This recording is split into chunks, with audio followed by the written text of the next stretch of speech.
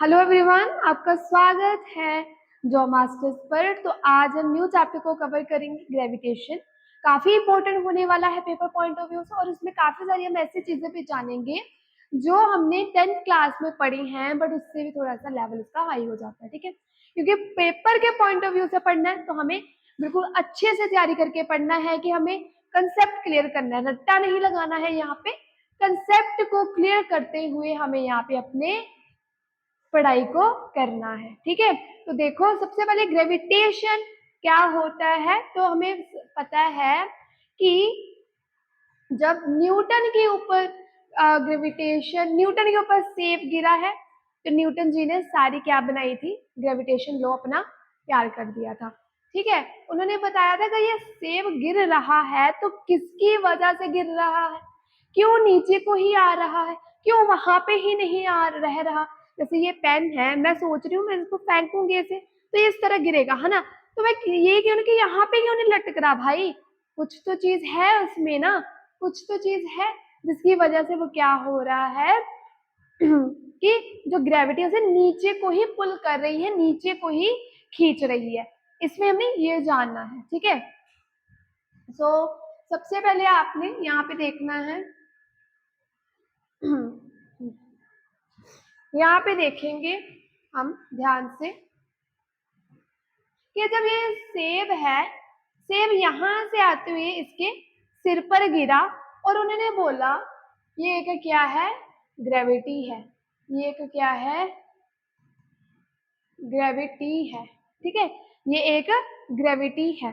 उन्होंने ये बोला है कि जब ऊपर से सेब आ रहा है, किसकी वजह से वो नीचे ही आ रहा है, ऊपर ही क्यों नहीं लटक, क्योंकि कुछ ना कुछ आकर्षण हो रहा है, कुछ अट्रैक्शन हो रहा है जिसकी वजह से नीचे को गिरा है। जो हमारा अर्थ है वो उसे अपनी तरफ अट्रैक्ट कर रहा है, जिसको हम बोलते हैं अट्रैक्शन भी बोल सकते हो आप, या ग्रेविटेशनल फोर्स, ग्रेविटेशनल फोर्स बोलेंगे। ठीक है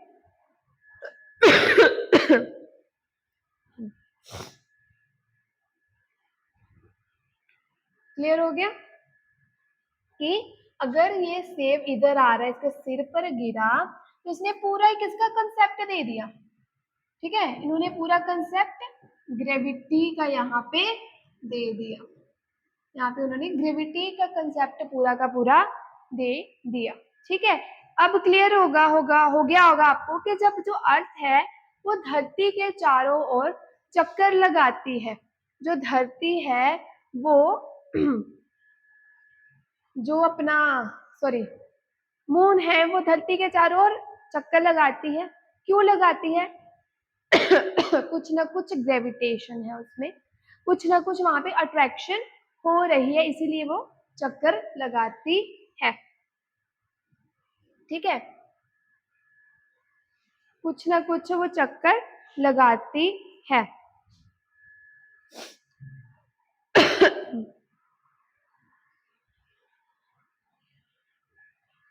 अगर मून धरती के अराउंड चक्कर लगा रहा है तो क्यों लगा रहा है, क्योंकि उसमें कोई ना कोई अट्रैक्शन है, और जो अट्रैक्शन है वो क्या है, ग्रेविटेशनल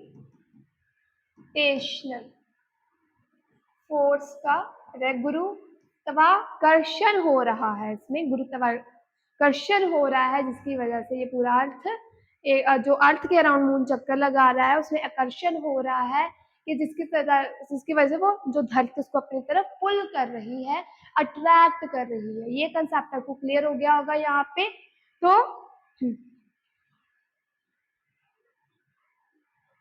अगर मान लो इस ग्रेविटेशनल फील्ड की तरफ चक्कर लगाया जा रहा है, अगर ग्रेविटेशन नहीं होती, अगर ये ग्रेविटेशन भाई साहब नहीं होती तो आप भी हवा में उड़ रहे होते यहाँ पे। ठीक है, आप अर्थ पे ही उड़ रही होती इधर उधर। जैसे आपको पता है स्पेस में हम जाते हैं उधर भी जो बॉडी है स्थिर नहीं होती है ना क्योंकि वेट वहां पे जीरो हो जाता है, वेट चेंज होने की वजह से वो इधर उधर लटकते रहते हैं, फिरते रहते हैं। तो इसकी वजह से हम, अब मैं यहाँ पे खड़ी हूँ, स्थिर हूँ, मेरी बॉडी बिल्कुल स्टेशनरी है, रेस्ट पे है ना, मैं खड़ी हूँ, मैं इधर उधर भटक नहीं रही हूँ। तो किसकी वजह से, क्योंकि ग्रेविटेशनल वहां पे है और अट्रैक्शन हो रही है, अर्थ जो अपनी तरफ खिंचाव कर रही है, इसे ही हम ग्रेविटेशनल फोर्स या गुरुत्वाकर्षण कहते हैं। ठीक है, अगर धरती के अराउंड चक्कर लग रहा है मून का तो उसमें कुछ अट्रैक्शन हो रही है, इसकी वजह से यहाँ पे चक्कर लग रहा है। क्लियर हो गया होगा आपको। अगर ग्रेविटेशन है तो हम भी इधर उधर ही लटक रहे थे। ठीक है, ग्रेविटेशनल की वजह से ही यहाँ पे क्या हो रहा है, चक्कर लग रहा है और अपनी तरफ खिंचाव हो रहा है। ठीक है, अब सबसे पहले आप यहाँ पे देख लो, कि यहाँ पे आपके सामने डेफिनेशन हुई है कि force of attraction acting on two bodies directly proportional to the product of their masses and inversely proportional to the square of the distance. ठीक है, पहले एक चीज समझेंगे। सबसे पहले हम यहाँ पे है, अभी हमने ग्रेविटेशनल के बारे में देखना है। तो कहती है every of universe exert force लगती है उन दोनों के मास के बीच में, each other due to support the force of attraction between two bodies, जो दो बॉडीज के बीच में फोर्स लगती है। मान लो एक ये बॉडी है, एक ये है, इस सेंटर के बीच में जो ये वाली जो बॉडीज को अपनी तरफ क्या कर रही है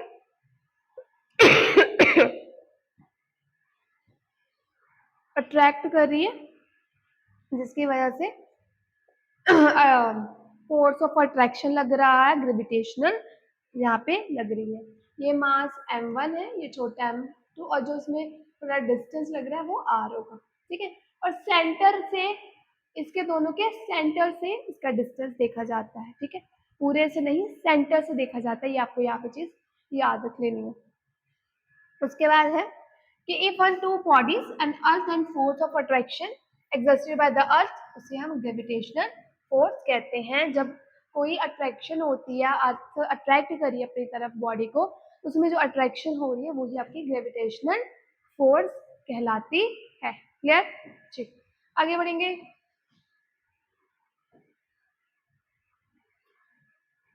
अब हमने सैटेलाइट के बारे में भी बड़ा देखा हुआ है। तो आपको पता है मून आपकी क्या एक सैटेलाइट है।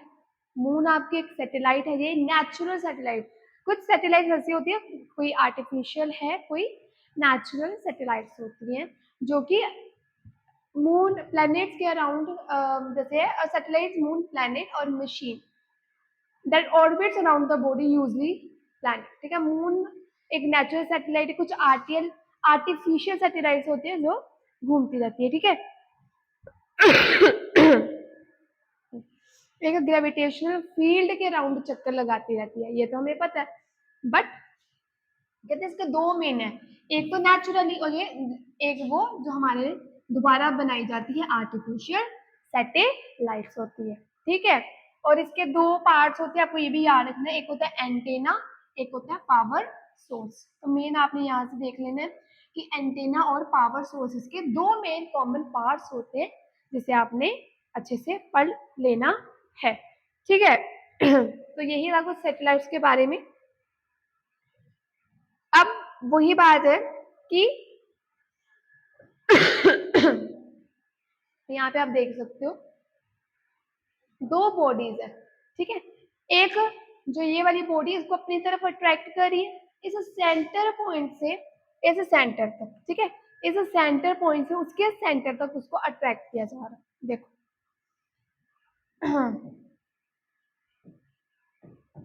अब देख सकते हो इस सेंटर से इसे इस सेंटर तक क्या किया जा रहा है, अट्रैक्ट किया जा रहा है, इस सेंटर से इस तरफ। और सेंटर तक का, इस सेंटर से सेंटर का डिस्टेंस को हम यहाँ पे d लिखते हैं, और यहाँ पे m1 और यहाँ पे m2। ठीक है, और जो फोर्स अब किसकी इक्वल हो जाती है, फोर्स इक्वल टू g। एक मिनट, फोर्स जो है वो इसके डायरेक्टली प्रोपोर्शनल है m1 m2 upon inversely proportional है r स्क्वायर। r स्क्वायर जो यहाँ से यहाँ तक का डिस्टेंस है वो यहाँ पे आ रहा है, जिसे हम d से भी डिनोट कर सकते हैं। ठीक है, इतना क्लियर। अब एक मिनट,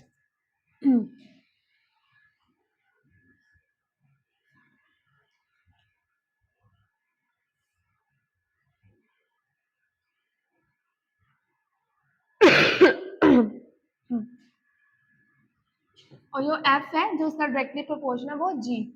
ग्रेविटेशनल कांस्टेंट हो जाता है m1 और m2 अपॉन आर स्क्वायर। जो डिस्टेंस है वो इसके इनवर्सली प्रोपोर्शनल है। और अगर बात करूं मैं ग्रेविटेशनल कांस्टेंट की और मास m1 और दूसरा m2, एक मास m1 है और दूसरा मास m2 है, जो एक इस बॉडी का मास और इस बॉडी का मास है। और एफ जो इसके डायरेक्टली प्रोपोर्शनल है mass masses to masses product of two masses, और जो डिस्टेंस है वो उसकी इनवर्सली प्रोपोर्शनल। और यहाँ पे इसकी जी की वैल्यू कितनी हो जाती है 6.67 10⁻⁻7 हो जाती है, -11 हो जाती है। यहाँ पे आपको क्लियर हो गया। मैं यहाँ पे लिख के देती हूँ कि जो आपका एफ है वो डायरेक्टली प्रोपोर्शनल है m1 और m2 के, इसके डायरेक्टली प्रोपोर्शनल है और इनवर्सली है आर के। तो जो ग्रेविटेशन जो ये कांस्टेंट हटा वो इधर आपका ग्रेविटेशनल कांस्टेंट लग गया, ठीक है। यहाँ पे ग्रेविटेशनल कांस्टेंट लग गया और यहाँ पे जो जी की वैल्यू है 6.67 इंटू 10⁻⁻11 हो जाता है, ठीक है। क्लियर हो गया, ठीक है। आगे उन्होंने बोला जो ग्रेविटी है जो एफ यहाँ पे है वो फोर्स ऑफ ग्रेविटी कहलाएगा आपका, फोर्स ऑफ ग्रेविटी हो जाएगा। और मास एक ऑब्जेक्ट का मास और दो ऑब्जेक्ट का मास सेकेंड ऑब्जेक्ट का, और आर जो है डिस्टेंस है इन दो बॉडीज के सेंटर का, जितना डिस्टेंस है वो आर हो जाएगा, ठीक है।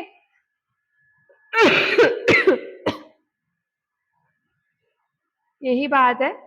इस सेंटर से भाई इस सेंटर तक का जो डिस्टेंस है वो आर है, और जो F equal to G product of two masses upon R square इसका फॉर्मूला हो जाता है। और यहाँ पे इसकी जी की जो वैल्यू हो जाती है वो हो जाएगी 6.67 इंटू -11, ठीक है। क्लियर, आई होप आपको क्लियर हो गया यहाँ तक।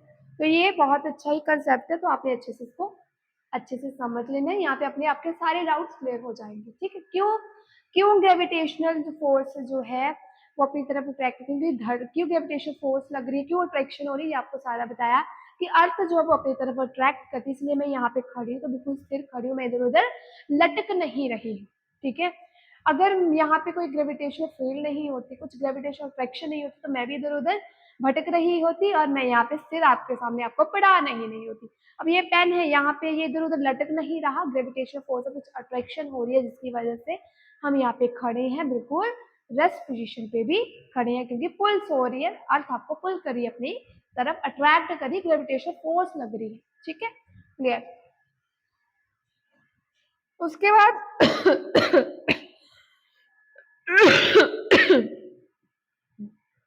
उसके बाद ये कंसेप्ट आ जाता है आपके सामने। एक मंकी है ना, ये एक मंकी है और ये पेड़ से सेब निकल रहे हैं। आप देख सकते हो पहले बिल्कुल नजदीक था डिस्टेंस, अब बिल्कुल चेंज हो गया है ना, बिल्कुल यहाँ पे क्या हो गया, चेंज हो गया, कुछ डिफरेंट हो गया इसमें, मतलब सेम टाइम पे गिर रहे हैं, है ना। ये चीज एकदम सेम टाइम पे गिर रही है, सेम फोर्स लगेगी इसमें। आप देख सकते हो अलग डायरेक्शन है इसकी, पहले तो बिल्कुल सी आ रहे थे, फिर थोड़ा सा इसमें डिस्टेंस का भी गैप आ गया। ये सारी चीजें कि ये हमने ये देखना है कि ये अब यहाँ पे नहीं खड़ी होकर ये नीचे को ही क्यों आई। अगर कोई यहाँ पे बंदा खड़ा है ना, मान लो अभी वो रेस्ट पे, अगर मैंने उसको नीचे को फेंकना चाहे वो क्यों यहाँ पे नीचे को ही आया, यहाँ पे क्यों नहीं सेट रहा, तो यहाँ पे क्यों नहीं रहा, नीचे को ही उसको अट्रैक्ट, क्योंकि उसमें क्या लगी, ग्रेविटी लगी। अब ग्रेविटी का कंसेप्ट चढ़ पा रहा है यहाँ पे ना, कि ग्रेविटी लगी है ना, क्या लगा। अब मैं इसको इस तरह लिख सकती हूँ, F equal to mass into gravity. कुछ इस चीज का मास है और ग्रेविटी से अपनी तरफ अट्रैक्ट कर रही है, इसलिए वो नीचे है। वैसे ये कंसेप्ट हो गया है ना।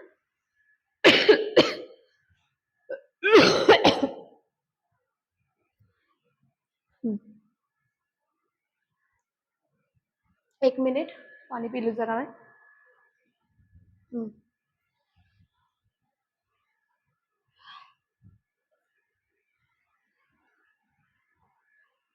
आई होप आपको यहाँ तक समझ आ गया कि कि उसको ग्रेविटी नीचे को क्या कर रही है, नीचे की तरफ उसको खींच रही है ना।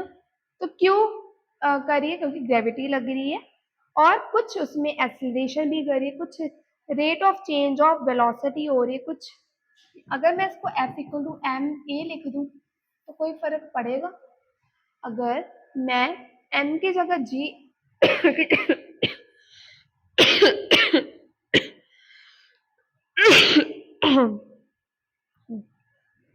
अगर मैं यहाँ पे g की जगह a लिख दूं तो कोई फर्क पड़ेगा? क्योंकि रेट ऑफ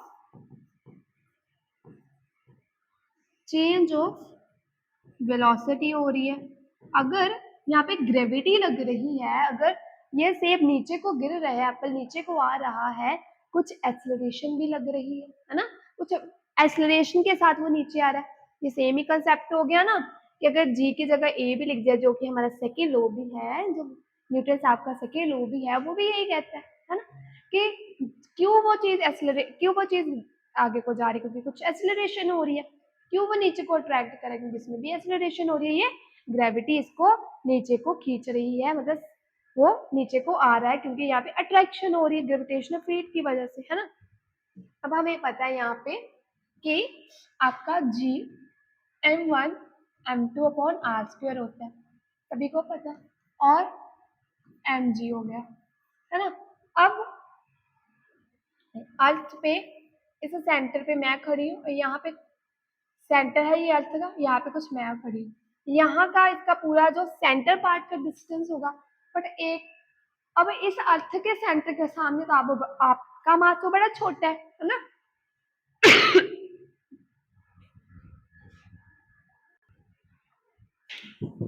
ठीक है। अब इस अर्थ के मास के सामने अगर आप देखो तो आपका मास बड़ा छोटा है, तो एक मास इसके साथ क्या हो गया भाई? वो तो नेग्लिजिबल, कैंसिल आउट हो गया। हमारे पास क्या आया? gm1 upon R square equal to g। ठीक है, हमारे पास अभी यही आया। तो जो हमारा यहाँ पे आंसर बन गया, यही आपका आंसर हो गया कि जो ग्रेविटी है वो भी ग्रेविटेशन कांस्टेंट के मास के और इनवर्सली प्रोपोर्शनल के डिस्टेंस के प्रोपोर्शनल। तो आप इसकी वजह से, ग्रेविटी के फॉर्मूला की वजह से आप ग्रेविटी निकाल सकते हो, कितनी ग्रेविटी लग रही है उसको ऊपर से नीचे आने में। ठीक है, क्लियर हो गया होगा यहाँ तक।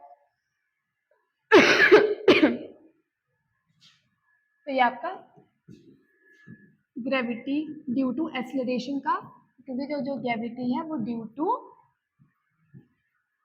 टू एक्सेलरेशन है, ड्यू टू एक्सेलरेशन है।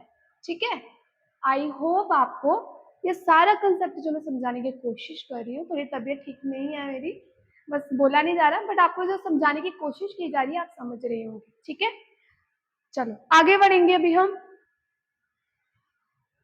ये आपकी डेफिनेशन है कि अगर ऊपर से सेब आ रहा है, क्या लग रहा है उसमें? Due to gravity, acceleration due to gravity. अगर ऊपर से सेब या ऊपर से कोई बंदा यहाँ पे खड़ा है, वो नीचे को आ रहा है, उसमें ग्रेविटी लग रही है, उसमें इक्वल टू एम ए लग रहा है। अगर एम ए की जगह यहाँ पे मैं एम जी लिख दूँ तो कोई फर्क नहीं पड़ेगा, क्योंकि due to acceleration, acceleration due to gravity है। अगर कोई बॉडी नीचे को आ रही है, उसमें एक्सेलरेशन भी भाई लग रही होगी, rate of change of velocity भी हो रही है, क्योंकि उस स्पीड से वो कितना, उस स्पीड से वो कितना आ रहा है नीचे आगे, उसकी स्पीड कितनी होगी। तो यही कंसेप्ट इसमें सारा लग रहा है। अगर मैं इसको इस तरह भी लिख दूं भाई साहब,